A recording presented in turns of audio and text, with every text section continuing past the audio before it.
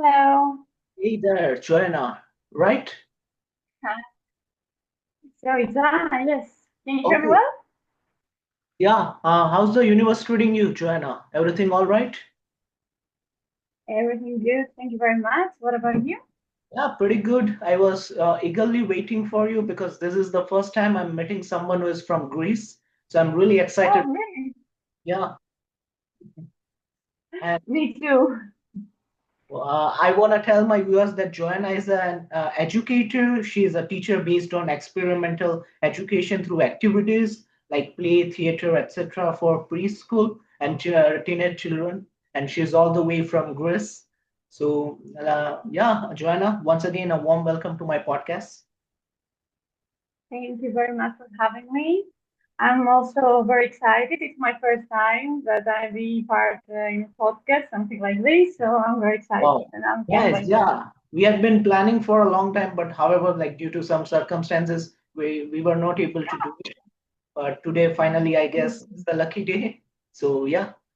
Uh, Joanna, what Yeah. inspired you to combine psychology, education, and creative arts in your career? Yeah. Um, my first studies was it was my first decision to start with this because I think that I thought that for me, education and psychology, it's like a link of a chain. So if you don't know about the child development, I think it's difficult to communicate and to create bonds that helps with the education system. So for me, the first thing was that. After that, through my experience, I realized that the education in a traditional way, it's not so effective to the children. So I was looking for to find tools to make it attractive. Okay. And that's why I would like to combine with the creative arts and the playing also, because in through drawing, for example, or role play, I see that the children improve their socializing, improve also the emotional development. So that was the thing for me, and that was the inspiration for me. Okay, for Oh, me, first of all, inspiration is the children because I love them. I think that it's the source of light, so yeah, the first thing is the children. After that, this. intriguing. Yeah, children are like really innocent. We feel a lot of positive vibes around them.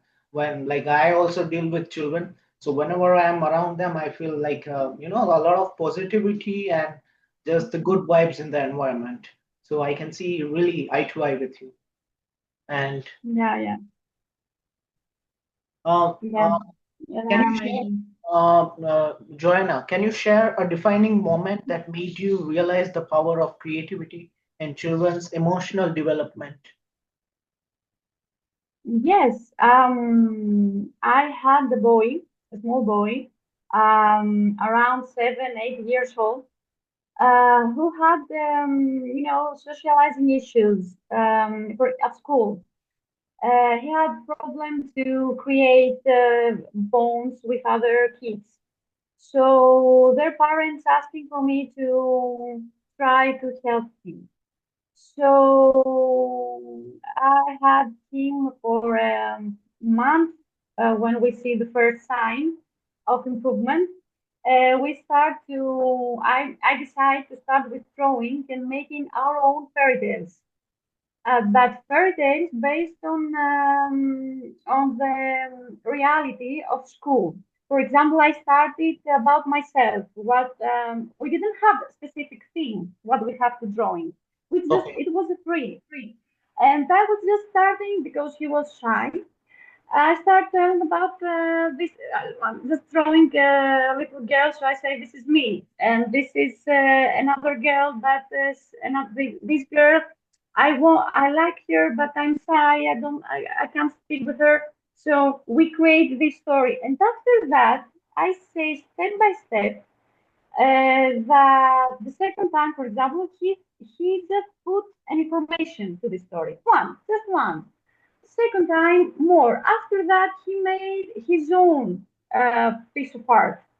We used also clay just for the emotional to Got feel it. to increase the stress. So after 1 month, as his teacher told me, he started being more socializing at the break time at school, and also we have improvement in his grades at school. Oh, So yeah, because he felt more confident. This was the problem. Okay, stress all the children have. So I guess okay, it's not the big thing, but I see that what I said before about the link of the chain. It was exactly this. So after this, I realized that all of this it's a circle of things, just the little things, but you can make it's your decision if you want to make a small circle or a big one. interesting. So this is my goal. And after that, I realized that okay, we got it. And also, for me, one important thing is to make him feel that he has no problem. Hmm. It's just time for playing, not we have a problem, so let's do something to solve the Yeah, problem. He that's was very, 7, 8 years old. I yeah. think this is the big problem and this at this age is you have to make him feel safe. Hmm. Safe and we're gonna have fun. Nothing happened. It's okay. True. Like, and Joanna, in the light of what you are saying, like you said that it's not a problem. However, like if you don't deal with the problem at the early stage, do you think that that problem can escalate in the future? Sorry, because of the signal, I didn't hear you very well. Can you repeat? Um, what I'm saying, Joanna, is that, like you said, it's not a problem. So, what I'm Mm-hmm. saying is, if we don't deal with the problem at the initial stage, do you think that once the child grows, it would escalate, the problem would escalate in the future? Yes, if you, of course, the first thing is to deal with this. Of course, I mean, most of the side of the parents, Yeah. because sometimes this is the problem. The Mm, problem starts from there, and I can understand this. I'm not judging, but the problem starts from this. You can deal with this first of all from this side, but after that, for example, if you have an issue, more not so soft, maybe something more difficult. We need to create a support system that you can deal with this. You can deal with this, yes, of course, if it is something that you cannot solve. But after that, we can't put all the base on the child. We have to make a support system. For me, this is my side. got it. And you have trained in both arts therapy and play therapy. So how do these approaches complement each other? Amazing.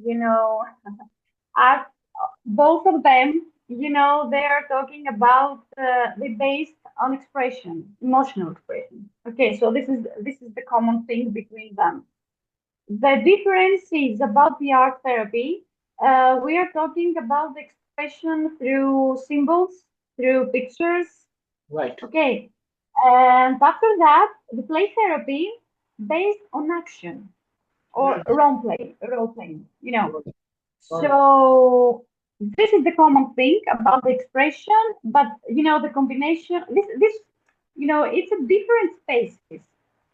It's a if there is another thing that do the art therapies, another thing that do the play therapies.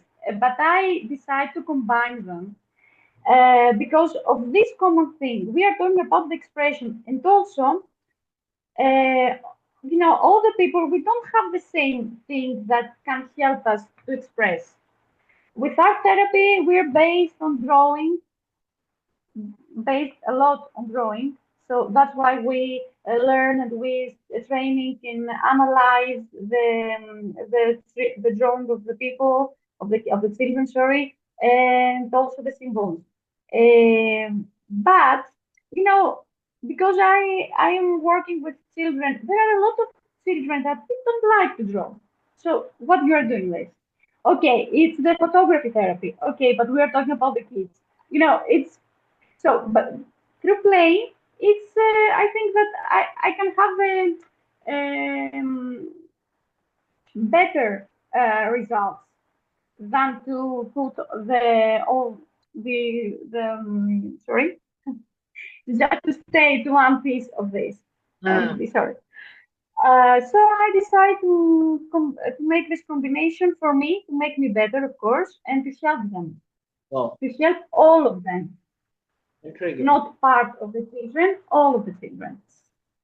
And Joanna, as you deal with a lot of children, like, do you feel like because of social media, the mindset of children is not really up to the mark? It's affecting, like, social media is affecting the mindset of the children.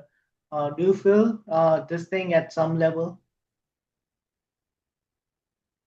This is a difficult thing. Of course, social media,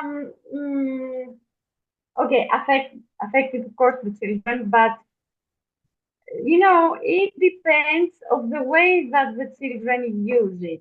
I decide to don't speak with for them as something bad, because if you doing this, especially to teenagers, you make them feel that okay, I can do it, but with not your sign, I can do it on myself. So you will have the opposite result.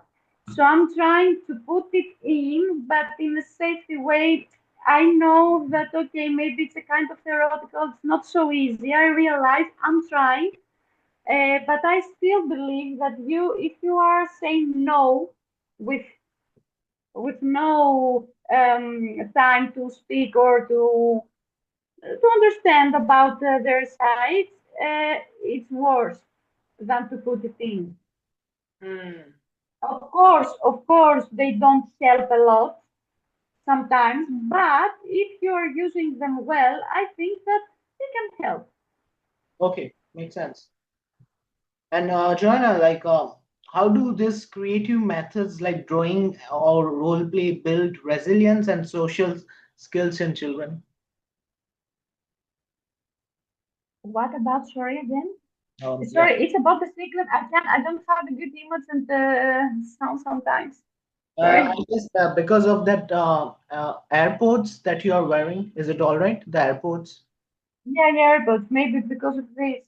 Sometimes it happens. Sometimes you are not able to listen, but it's okay, I guess. Yeah, my question was, how do creative methods like drawing or role play build resilience and social skills in children?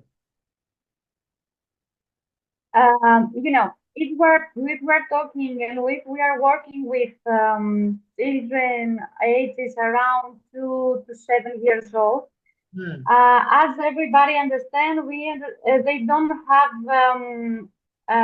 succeed to the communication level. Yeah. So it's difficult for them to express, to put the feelings into words. So uh, through drawing, through games, they can express the difficult parts of their emotions. That's why it's another thing that another reason that I think that the art and the play helps a lot. We have to think that they are in development levels and they can't communicate very well. They use the body, they use maybe the crying or the way of looking. They can't express things, so it's difficult for them, stressful for them. So through a secure place that they can have fun, it's better, it's easier. So Hmm. that's why I think this is the key. We have to think that we are talking about the children, and also the teenagers have this problem. It is not only for this these ages. Yeah. The teenagers also have this problem. Definitely. Yeah, that's right, Joanna. Like, I deal with a lot of teenagers as well. And like you said, I have to train them. Like, I teach English, but I teach in such a way that it's in a playful manner. We learn English by playing games. I don't do the conventional way of teaching when I go to my Mhm. workplace. So I have to teach them in such a manner that they feel enjoyment, they feel happiness, and at the same time they gain knowledge as well. Yeah, Yeah, exactly. So it's not only the problem for these ages, true. and That's the adults also have this problem sometimes, you know. definitely all the So times, all the times. yeah, Yeah, I completely see eye to it. especially with the difficult emotions. Definitely, yeah. And like when it comes to children, if you tell them, they would even pay attention. But when it comes to adults, like if they are feeling bored, they would immediately start scrolling on their mobiles. So there's nothing you can Yeah, do about that. exactly, exactly. Okay, Joanna, like what changes have you observed in children when they constantly engage in therapeutic plays? Sorry, what? What kind of changes have you observed when they go through this process methods of yours after like Yeah. 3 4 months, I guess? So, first of all, about the stress, I noticed that we have less stress than the first time. After that, we earned to confidence. They are more confident with their friends in the classrooms also. And also, okay, we have a good we have a great improvement to their grades. Okay, but they can handle better their emotions in a difficult situations. Difficult situation, which means in the place of school. Okay, okay, I didn't have a good grade in a math test, for example. Okay, maybe the first reaction before would be crying or afraid or something like this. And after that, it would be okay, oh, I can deal with this. Maybe I can try, or maybe, okay, I decide that I don't like this kind of lesson, so I can try more to another, something like this.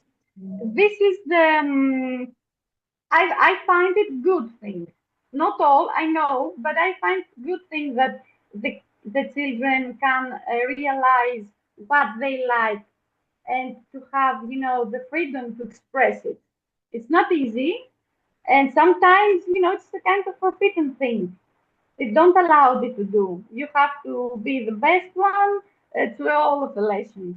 But and I think maybe this is the part of a confidence of their confidence. They are so confident, they're so good with themselves. So okay, this is it. I can express it. I can tell it.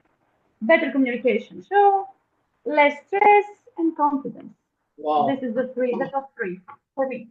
Yeah, definitely. The work that you are doing is really noble. I must appreciate that. That's up to you. Nice, Joanna. Thank, thank you very much. And like, how can parents and educators bring creative, like, small creative practices into daily life to support kids emotionally? Yes, I think that they can create small routines at home. For example, let's go for drawing for 10 minutes, not every day, but 2 or 3 times per week, for example, but not in the same way. I mean, I love nature and I used to use it. I used to do things outdoors, not inside the classroom or a place. So they can create a routine, a weekly routine, to see about what they prefer. For example, so some kids prefer to drawing by hand. This is the best one. So you can't use only a piece of paper, white paper. You can use t-shirt, white t-shirt, for example, to create something. After that, the storytelling, but not in a traditional way every day. For example, you can buy a good book, okay, you can discuss, you can read it, but you can create your own story. And I realized through my experience that they find it more attractive to make their own stories. They feel like, oh, we are something, they can also put pictures inside of these. For example, I had the course that I told them that we can create our own library. So I had 10 kids. So it's one, you can create something, whatever you want. Maybe it would be a piece of paper with a good drawing. Maybe it would be a book. Maybe it would be a story. And it was amazing because we created and we had a very nice picture of this, but we had a very nice memory also of this. And Wow. I see that they find it more attractive than to just buy a book. It's useful, of course, but you can use it, of course, it's gonna help. But I think that everything that you can help, and you don't need to be perfect. No, we don't need perfect. Maybe a piece of paper with just color, just only color, it would be amazing. Or just a sticker, or just a hand, or I don't know, something. We don't need to be perfect. It's something that it belongs to them, and this is amazing, whatever it takes. Yeah. Wow. And I guess on some level it helps them with their cognitive skills, creative thinking, because they have Yes, that yes. thing. So they can feel attached towards that thing that I made it, and this is because of my work. I curated this thing and I'm grateful for it. I'm happy because of it. So yeah, it's a great thing that you do.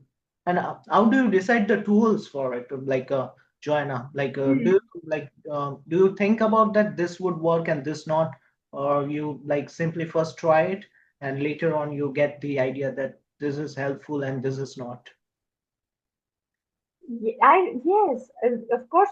You know what? One thing that I noticed is all of the children after the school they had an activity to do. Most of them they're going to the drawing lessons. So when I make this kind of courses, I see an amazing thing, amazing piece of art. But with no inspiration, with no light, with no emotions. It would be something, and I see just a piece of paper like this, that would be amazing. I can feel it. I can feel the energy. I see a kid with amazing abilities to do things. I see a kid with life, with positive, with good energy, with vibe. Uh, and I think that the key is that sometimes we press the children to make them feel perfect or to make them perfect uh, with no recognizing them. And this is Yeah, the problem. I think that these courses for me, it's not to make them the best drawer of the world. No, it's not this. It's to feeling better. It's to have a health, an emotional health.